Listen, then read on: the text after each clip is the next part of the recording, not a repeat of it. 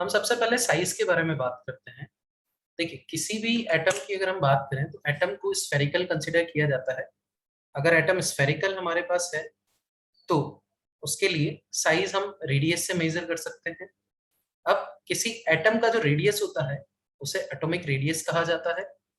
Atomic radius हमारे पास depend करता है कि एटम किस स्टेट में है उसके ऊपर। तो उसका जो स्टेट हमारे पास है, जिस कंडीशन में एटम प्रेजेंट है, जिन सिचुएशंस में एटम प्रेजेंट है, उन्हीं सिचुएशंस के अकॉर्डिंग एटम का एटॉमिक रेडियस कंसीडर किया जाता है। जैसे मान लीजिए कि एटम कोवेलेंट बॉन्ड बना रहा है तो उसका कोवेलेंट रेडियस कैलकुलेट किया जाएगा। अगर वो मेटेलिक बॉन्ड बना रहा है तो उसका मेटेलिक रेडियस कंसीडर किया जाएगा। और अगर वो वेपर फेज में है, मतलब गैसियस स्टेट में है, तो ऐसी कंडीशंस में मॉलिक्यूल्स और एटम्स जो हैं वो एक दूसरे से दूर रहते हैं, तो वहां पर हमारे पास वॉन्डरबल रेडिया ही कंसीडर किया जाएगा। तीनों रेडियसेस के डायग्राम्स मैंने आपको यहाँ पे बनाए हुए हैं, आप इसमें देख सकते हैं। कोवेलेंट रेडियस के लिए एटम्स एक दूसरे से कोवेलेंट बॉन्ड बनाते हुए एक दूसरे के ऊपर ओवरलैप होते हैं। ये ऑर्बिटल्स का ओवरलैपिंग होता है हमारे पास यहाँ पे। तो ओवरलैपिंग में उनके न्यूक्लियस थोड़े से नजदीक आ जाते हैं, पास पास आ जाते हैं। अब अगर पास पास आ जाएंगे तो उनके बीच की डिस्टेंस जो है वो कम होगी कंपेरेटिवली। सो कोवेलेंट रेडियस हमारे पास दोनों न्यूक्लियस के बीच की डिस्टेंस डिवाइडेड बाय 2 होगा, और ये डिस्टेंस हमारे पास कंपैरेटिवली लो होगी मेटलिक रेडियस से, या मेटलिक बॉन्ड के बीच की जो डिस्टेंस है उससे। सिमिलरली वॉन्डरबल रेडियस के लिए हमारे पास डिस्टेंस हमारे पास और भी ज्यादा होगा। तो अगर कोई एक सिंगल एटम हमारे पास तीनों टाइप के रेडियसेस शो करता है तो वो वॉन्डरबल रेडियस में दोनों न्यूक्लियस एक दूसरे से सबसे ज्यादा डिस्टेंस पे होंगे, मेटलिक में उससे नजदीक होंगे, और कोवेलेंट में और ज्यादा नजदीक होंगे। तो कोवेलेंट रेडियस सबसे छोटा होगा, वॉन्डरबल रेडियस सबसे बड़ा होगा, अगर कोई एलिमेंट हमारे पास तीनों टाइप के रेडियसेस शो करता है। अब इसके अलावा अगर हम बात करें factors affecting size of atom या रेडियस ऑफ एटम, तो उनके बारे में अगर हम बात करें यहाँ पे, तो हमारे पास जो सबसे पहला फैक्टर है वो है जेड इफेक्टिव। अब जेड इफेक्टिव के बारे में बात करते हैं। देखिए, जब भी कोई एलिमेंट के अंदर हम इलेक्ट्रॉन्स फिल करते हैं तो K L M N O P इस तरीके से हमारे पास शेल्स होते हैं। उन शेल्स में इलेक्ट्रॉन्स फिल किए जाते हैं। जो आउटर मोस्ट शेल का इलेक्ट्रॉन है उसके ऊपर न्यूक्लियस की वजह से अट्रैक्शन फोर्स तो लगेगा ही, बट इनर शेल के इलेक्ट्रॉन्स की वजह से एक रिपल्शन फोर्स भी लगेगा। यही स्टेटमेंट मैंने यहाँ पे लिखा हुआ है। तो अब इस आउटर मोस्ट शेल के इलेक्ट्रॉन के ऊपर न्यूक्लियस की वजह से अट्रैक्शन और इनर शेल की वजह से रिपल्शन जो अप्लाई हो रहा है, तो इस रिपल्शन के कोरस्पॉन्डिंग हमारे पास यहाँ पे जो जेड इफेक्टिव है, मतलब जो इफेक्टिव न्यूक्लियर चार्ज है, उस इफेक्टिव न्यूक्लियर चार्ज को ही हमने जेड इफेक्टिव बोला है। और ये आप इस तरीके से कंसिडर कर सकते हैं, net force on the electron is equal to force of attraction minus force of repulsion, ऐसा बोला जा सकता है। ओके, जो रिपल्शन फोर्स है वो हमारे पास इन इनर शेल के इलेक्ट्रॉन्स की वजह से है, और अट्रैक्शन फोर्स जो है वो न्यूक्लियस की वजह से है। अब आप ऐसा सोचे कि इसका जो नेट फोर्स है वो हमारे पास कम तो होगा ही होगा, क्योंकि इनर शेल के इलेक्ट्रॉन्स जो है वो रिपेल कर रहे हैं। अब इस इनर शेल के इलेक्ट्रॉन्स को भूल जाइए आप। अब अगर आप इस नेट फोर्स को माने, नेट फोर्स को कंसीडर करें, तो अब ये इस तरीके से हो गया कि हमारे पास जो न्यूक्लियस का जो अट्रैक्शन है, न्यूक्लियस पे जो पॉजिटिव चार्ज है वो पॉजिटिव चार्ज कंपैरेटिवली लो हो गया। हमने ये ले लिया कि इस फोर्स के कोरस्पॉन्डिंग हमारे पास न्यूक्लियस पे जो पॉजिटिव चार्ज था वही हमने कम कंसीडर कर लिया, तो वो हमारे पास क्या हो जाएगा, Z minus sigma. Sigma repulsion के कोरस्पॉन्डिंग फैक्टर है, अट्रैक्शन के कोरस्पॉन्डिंग हमारे पास न्यूक्लियस पे जितना पॉजिटिव चार्ज है वो एटॉमिक नंबर के प्रोपोर्शनल है, और जो नेट फोर्स है वो जेड इफेक्टिव के प्रोपोर्शनल है। सिग्मा को हम बोलते हैं screening effect factor, public shielding factor. Shielding का मतलब क्या है कि इनर शेल इलेक्ट्रॉन्स जो हैं ये हमारे पास न्यूक्लियस को प्रोटेक्ट कर रहे हैं, किससे? इस इलेक्ट्रॉन के अट्रैक्शन से। तो एक तरीके से शील्ड कर रहे हैं। या फिर आप उल्टा देख लो, इस न्यूक्लियस का अट्रैक्शन इस आउटरमोस्ट शेल इलेक्ट्रॉन के ऊपर इस इनर शेल इलेक्ट्रॉन की वजह से ही तो कम हो रहा है। तो ये आउटरमोस्ट शेल के इलेक्ट्रॉन को प्रोटेक्ट कर, इसीलिए इसको क्या बोला हमने? शील्डिंग। तो sigma is the shielding factor arises due to inertial repulsion of inner shell electrons. Clear है? पॉइंट क्लियर हुआ? Yes sir. Okay. Dhruv, Aditya? Yes sir. Okay बेटा।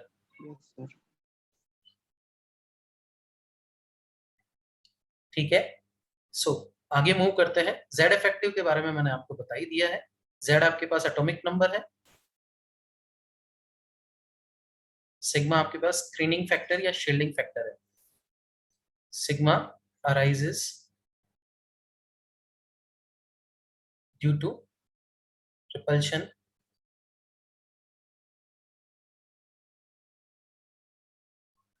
of inner shell electrons on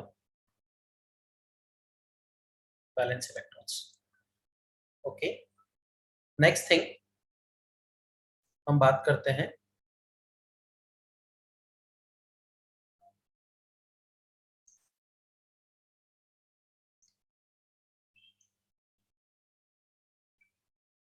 ध्रुव, अभी अभी तो मैंने बताया सिग्मा स्क्रीनिंग फैक्टर है।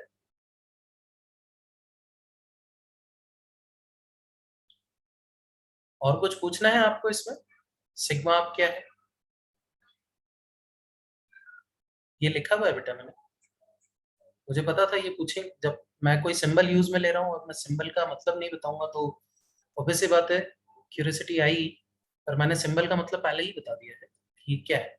जो फैक्टर मैंने यूज किया है वो फैक्टर क्या है ये बता दिया है। ठीक है। सिग्मा हमारे पास क्या है? स्क्रीनिंग फैक्टर या शील्डिंग फैक्टर है।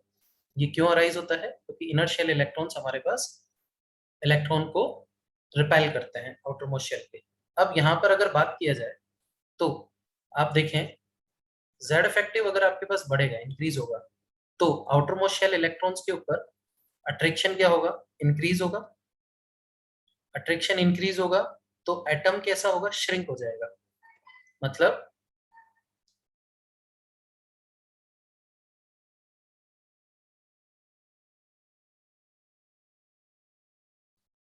ये न्यूक्लियस जो है इस इलेक्ट्रॉन को जितना ज्यादा अट्रैक्ट करेगा, ये इलेक्ट्रॉन उतना ही ज्यादा न्यूक्लियस की ओर अट्रैक्ट होगा।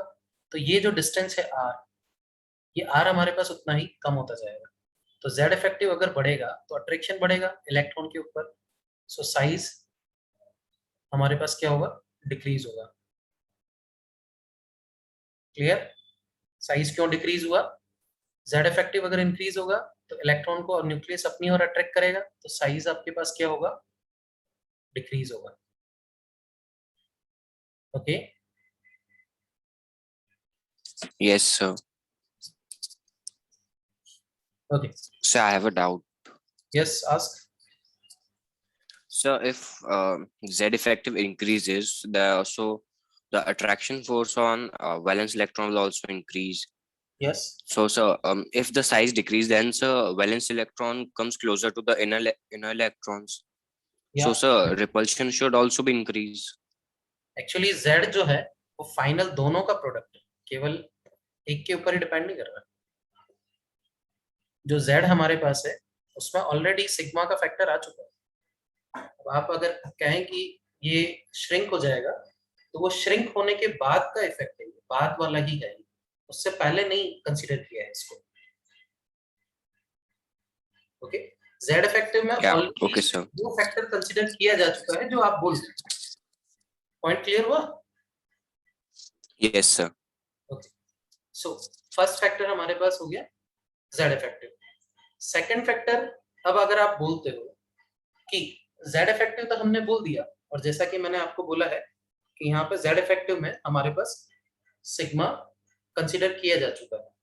अगर अब हम जेड इफेक्टिव की बात ना करें, हम केवल सब शेल्स चेंज कर दें, तो हमारे पास जो सिग्मा का जो ऑर्डर होता है, सिग्मा हमारे पास s का सबसे ज्यादा होता है, मतलब सेम आउटर मोस्ट शेल में अगर इलेक्ट्रॉन s ऑर्बिटल में होता है, ठीक है, या p ऑर्बिटल में होता, या d ऑर्बिटल में होता, या f ऑर्बिटल में होता, इनमें से किसी एक में हो सकता है आउटर मोस्ट शेल इलेक्ट्रॉन या लास्ट इलेक्ट्रॉन। तो अगर वो s में होगा तो उसके सिग्मा की वैल्यू हमारे पास ज्यादा होगी, अगर वो f में होगा तो उसके सिग्मा की वैल्यू कम होगी। इसीलिए सेकंड फैक्टर अगर हमारे पास है तो वो है shielding factor, shielding effect. Okay, shielding effect sigma. Order of shielding effect, order of sigma or shielding factor is SPDF for same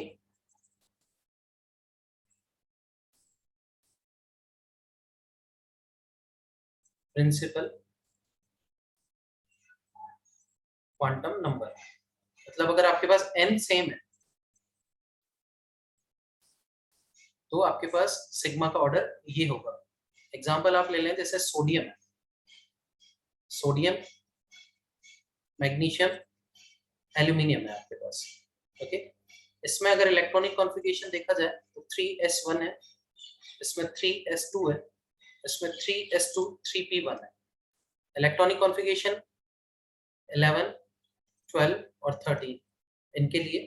अब आप देखो इसमें इलेक्ट्रॉन कहां पर है हमारे पास,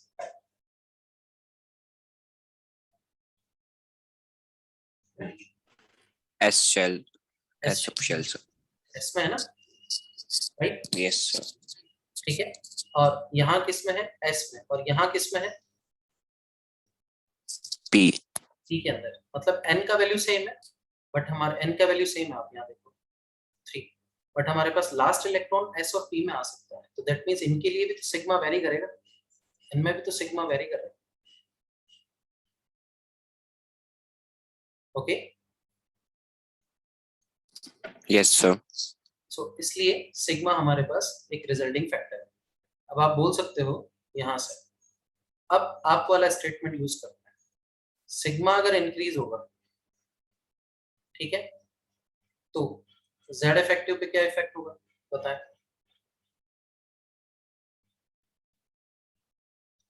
So it will decrease. Yes, very good.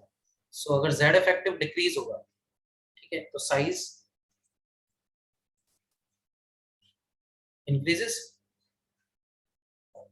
Yes sir.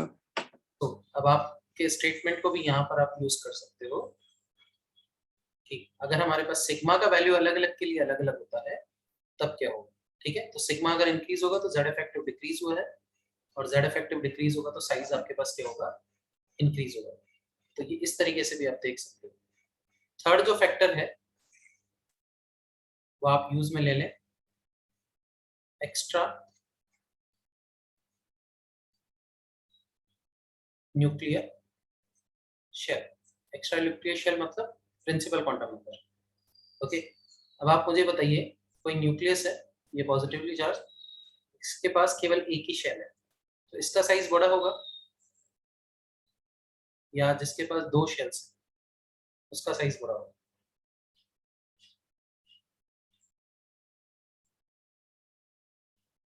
बताएं, जल्दी से बताएं, इनमें से कौन बड़ा होगा।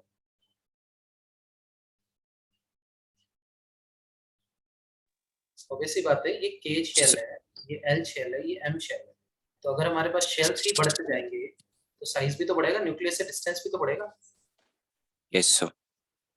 तो एक्स्ट्रा न्यूक्लियर शेल मतलब एन का वैल्यू अगर बढ़ेगा हमारे पास, तो क्या होगा, आपके पास साइज इंक्रीज होगा। इसका एग्जांपल ले लो आप, ये लिथियम है, ये सोडियम है, Here are some details. ये पोटेशियम है। ओके, इसका इलेक्ट्रॉनिक कॉन्फ़िगरेशन 2s1 होता है, इसका 3s1 होता है, इसका 4s1 होता है। लास्ट इलेक्ट्रॉन इसमें सेकंड शेल में है, इसमें थर्ड शेल में है, इसमें फोर्थ शेल में है। तो साइज क्या होगा, किसका ज्यादा होना चाहिए।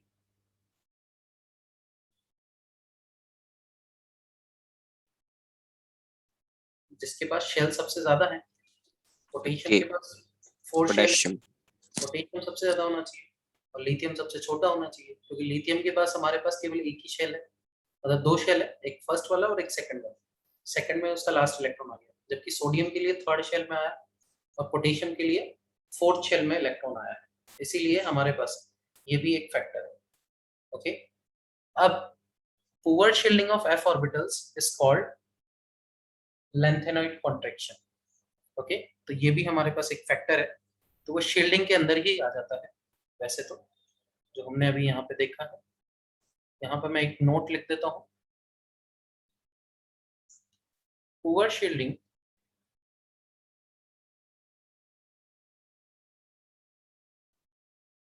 due to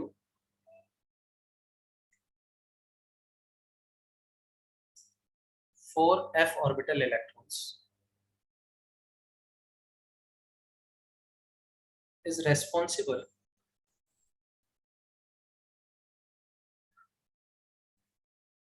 for size decrement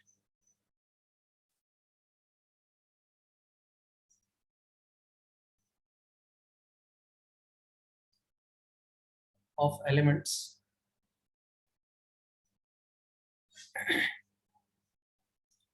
this is called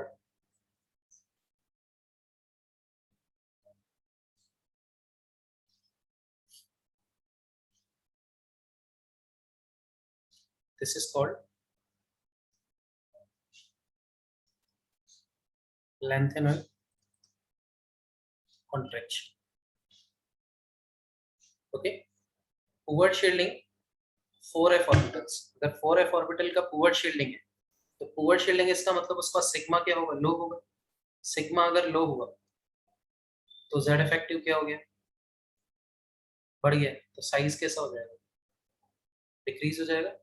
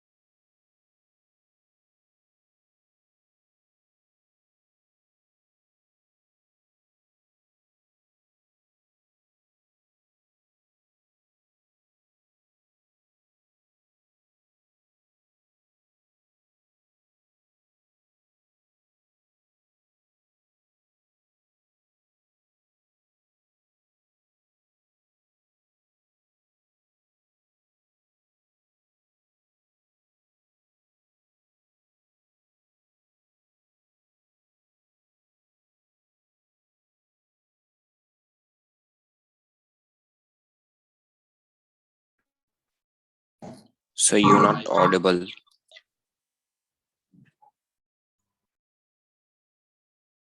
Now, Yes, sir. so poor shielding 4f orbitals की वजह से अगर है तो साइज हमारे पास क्या होगा, डिक्रीज हो जाएगा। ठीक है, z इफेक्टिव बढ़ने की वजह से। अब साइज अगर डिक्रीज हुआ तो उस डिक्रीमेंट को क्या बोला गया, कॉन्ट्रैक्शन बोला गया। कौन सा वाला कॉन्ट्रैक्शन, लेंथेनाइड कॉन्ट्रैक्शन। ओके, क्योंकि 4f इलेक्ट्रॉन्स जो हैं वो लेंथेनम के बाद से फिल किए जाते हैं। लेंथेनॉइड्स जो हैं उनमें इलेक्ट्रॉन्स फिल किए जाते हैं 4f के। याद है मैंने आपको ये पीरियोडिक टेबल बताया था। इस पीरियोडिक टेबल में हमारे पास जो सीरियम है, सीरियम में जो इलेक्ट्रॉन फिल किए जाते हैं वो 4f में पहला इलेक्ट्रॉन फिल किया जाता है सीरियम के लिए। ओके, उसके बाद हमारे पास f2 and up to so on, इस तरीके से आगे बढ़ते हैं। जबकि थोरियम से अगर हम स्टार्ट करते हैं तो हमारे पास 5f1 एंड रेस्ट, इस तरीके से इलेक्ट्रॉन्स फिल किए जाते हैं। तो पहला f में पहला जो इलेक्ट्रॉन है वो 58th एलिमेंट के लिए आता है, सीरियम के लिए। ओके, सो हमारे पास इससे साइज में डिक्रीमेंट किसका होगा, क्योंकि f में इलेक्ट्रॉन्स हमारे पास पहली बार ही सीरियम में आ रहा है, तो सीरियम के बाद से ही हमारे पास ये क्या होगा, स्टार्ट होगा। उन सीरियम से लेके लॉरेंशियम तक के एलिमेंट्स को हम लोग लेंथेनॉइड बोलते हैं, तो साइज में डिक्रीमेंट भी उन्हीं के आएगा, इसीलिए इसे क्या बोला जाता है, लेंथेनॉइड कॉन्ट्रैक्शन। और अगर 5f होता 4f की जगह पे, तो उसे फिर बोला जाता है actinoid contraction.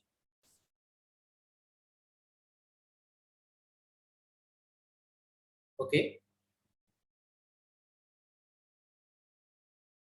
Yes, sir. Clear है यहाँ पे। ओके, तो हमारे पास मेजर 3 फैक्टर्स हो गए। फोर्थ फैक्टर जो होता है वो लेंथेनॉइड कॉन्ट्रैक्शन होता है। फोर्थ फैक्टर आपके पास कौन सा है, लेंथेनॉइड कॉन्ट्रैक्शन।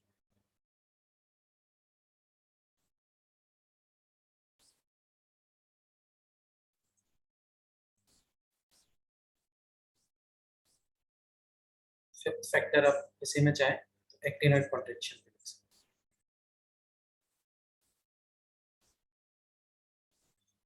पर मेनली हमारे पास जो इफेक्ट डालता है वो लेंथेनॉइड कॉन्ट्रैक्शन ही डालता है, क्योंकि एक्टिनॉइड जो कॉन्ट्रैक्शन है वो हमारे पास वैसे ही एलिमेंट्स 103 के बाद पहुंच जाते हैं साइज, और वो सब रेडियो एक्टिव है, तो उनके लिए साइज निकालने का कोई मतलब नहीं। रेडियो एक्टिव एलिमेंट्स की प्रॉपर्टीज आपको कभी पढ़ने को नहीं मिलेगी, ठीक है, जब तक कि आप खुद उसमें रिसर्च ना कर रहे हो। नेक्स्ट, साइज हमने देख लिया, फैक्टर्स अफेक्टिंग साइज। अब उसके बाद में अगर पीरियोडिक टेबल के अंदर ट्रेंड देखा जाए, तो ट्रेंड पीरियोडिक टेबल,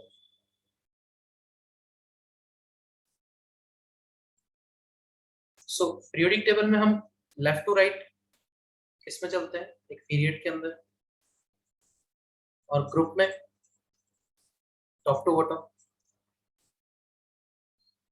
पीरियड में चलते हैं लेफ्ट टू राइट, ग्रुप में चलते हैं top to bottom.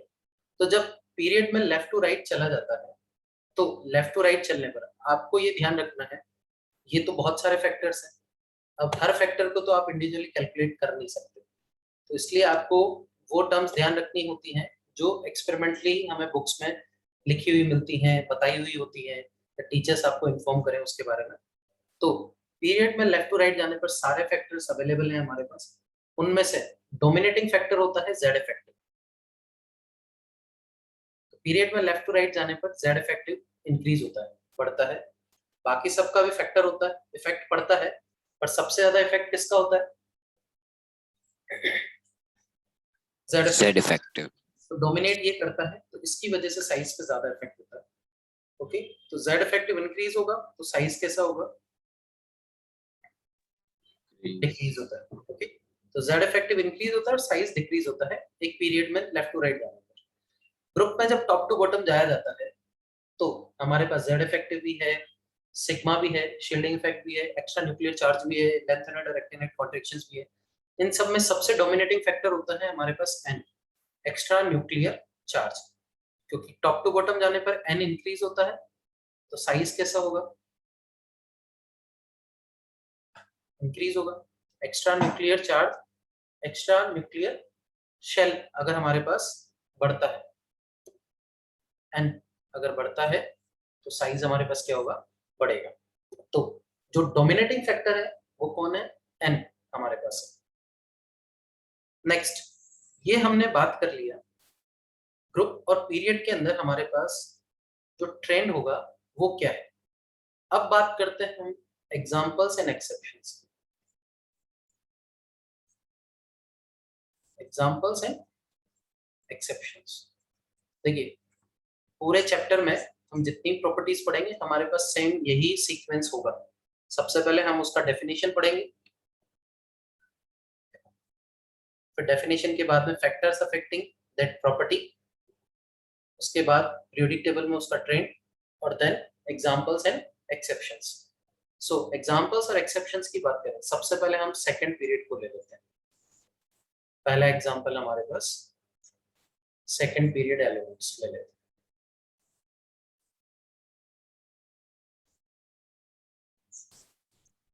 Okay, second period elements के लिए अगर बात किया जाए, तो कौन कौन से एलिमेंट्स हमारे पास, lithium, beryllium, boron, carbon, nitrogen, oxygen, fluorine and neon, ये सब एलिमेंट्स हमारे पास हैं। अब जैसा कि मैंने बताया है कि लेफ्ट टू राइट जाने पर, पीरियड में लेफ्ट टू राइट जाने पर क्या होता है, जेड इफेक्टिव इंक्रीज होता है, Z effective. डिक्रीज होगा, तो साइज डिक्रीज होता है, मतलब हमारे पास साइज का जो ट्रेंड है वो ये आना चाहिए, राइट, ऐसा ही ट्रेंड आना चाहिए। Yes, sir. Okay, very good. कहीं कुछ गड़बड़ तो लग रही होगी। अब यहाँ थोड़ा सा वेरिएशन होता है कि ट्रेंड तो हमारे पास यही है, यहाँ तक तो सब कुछ सही फॉलो होता है, बट ये यहाँ पर उल्टा हो जाता है, मतलब हमारे पास साइज किसका ज्यादा है, इनर्ट गैस, इनर्ट गैस का। अब रीजन उसका क्या है, ये क्या शो करते हैं, स्टेबल,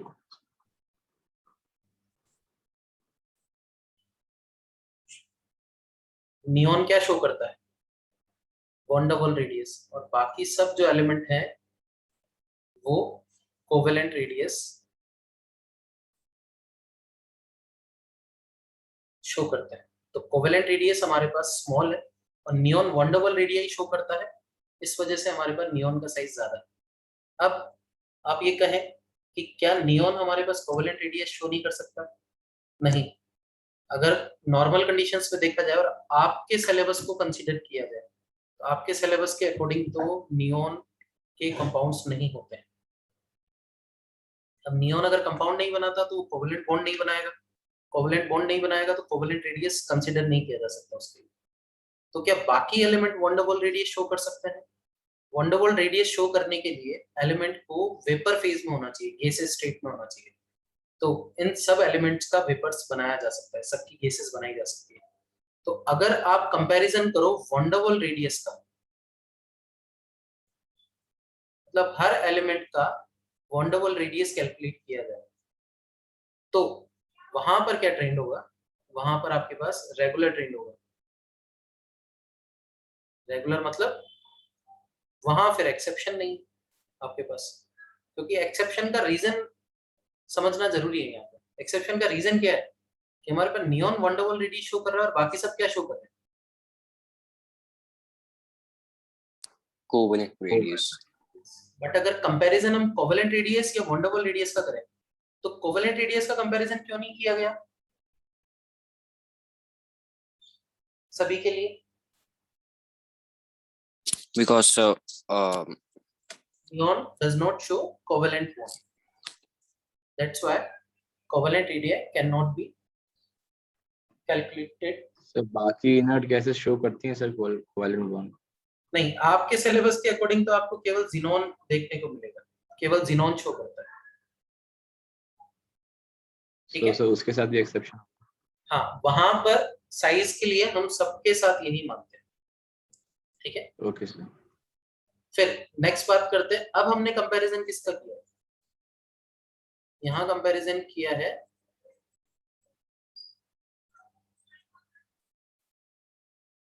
वन डबल रेडियाई का कंपैरिजन। अगर वन डबल रेडियाई का कंपैरिजन करोगे तब लिथियम सबसे बड़ा है और नियॉन सबसे छोटा है आपके पास। क्लियर है यहाँ तक?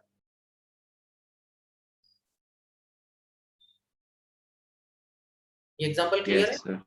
Yes sir. yes, sir. Okay, next example देखते हैं, थर्ड पीरियड एलिमेंट्स को ले लेते हैं।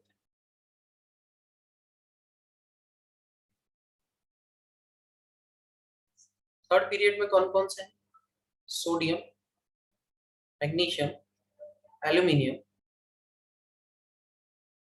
Silicon, phosphorus, sulphur, chlorine and organ. अब यहाँ पे हमने जैसे लेफ्ट टू राइट अगर देखा है तो लेफ्ट टू राइट, अब देखिए एक चीज और बता दूंगा आपको, अगर आपने कभी लाइफ में पढ़ा नहीं है पहले कभी साइज को या किसी को भी, या ट्रेंड अगर आपने नहीं पढ़े हैं कभी, तो आप अपने मन से ऐसा नहीं बोल सकते।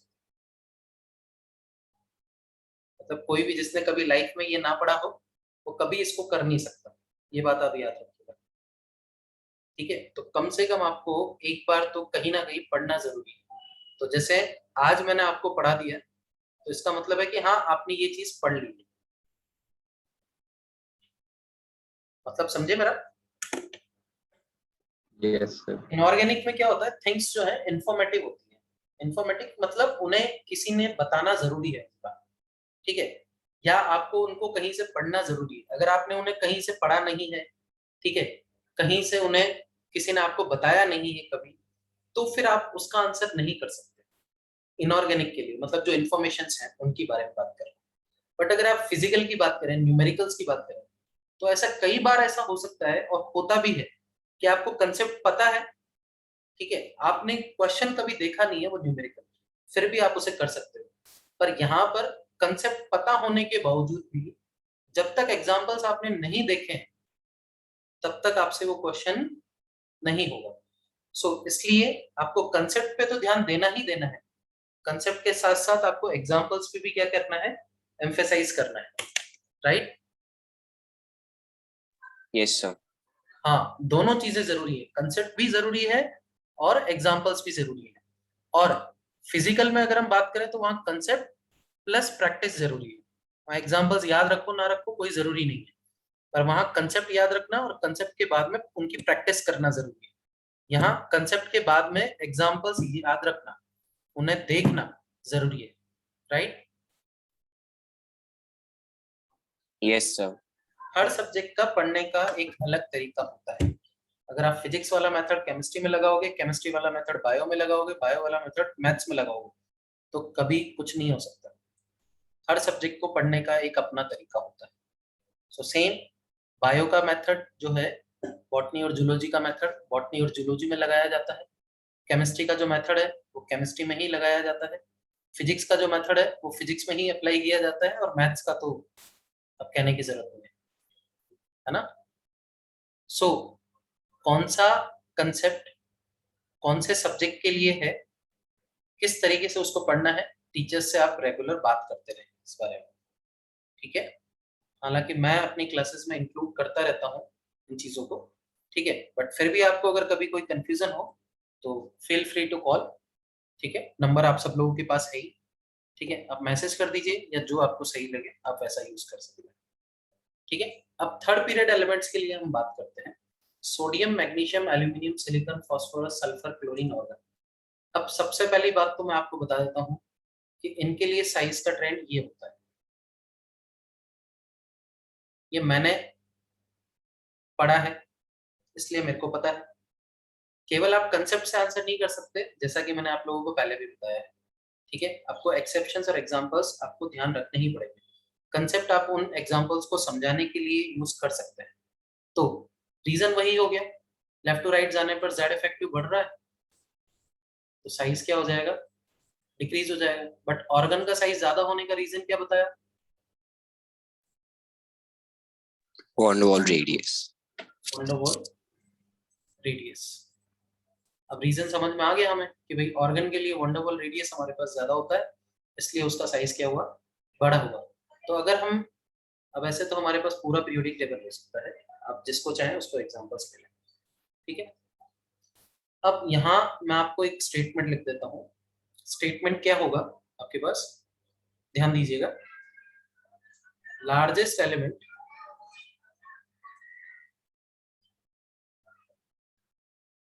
in respective period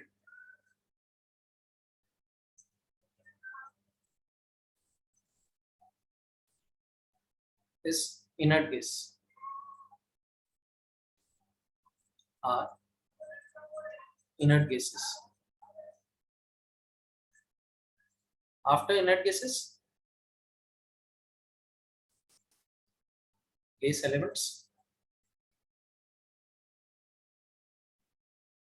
inert gas elements के बाद में सबसे बड़ा कौन होगा पता है? सो हैलोजन। हैलोजन कैसे होगा? हैलोजन से बड़ा तो सल्फर है, सल्फर से बड़ा फास्फोरस है, फास्फोरस से बड़ा सिलिकॉन है। Oh yes sir. तो कौन सबसे बड़ा होगा? So alkali metals. Alkali metals. Okay, तो ये स्टेटमेंट आपको कई बार सुनने को मिल सकता है। एक रेस्पेक्टिव पीरियड में एल्कली मेटल्स हमारे पास सबसे बड़े होते हैं एक्सेप्ट इनर्ट गैसेस, ठीक है? Alkali metals are the largest element in respective period after inert gases. ये स्टेटमेंट एग्जाम में यूज हुआ है इसलिए बताओ, कंसेप्ट समझ में आ गया, ये पॉइंट समझ में आ गया? Yes, sir. Yes, आगे sir. ठीक है।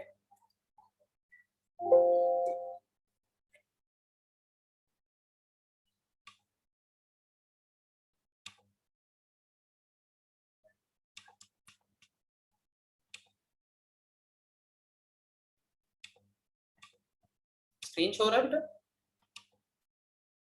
No, sir. Yes, sir. हो रहा है। Yes, sir. Now it's showing. सो ये तो बात कर ली हमने पीरियड्स को लेकर, ठीक है।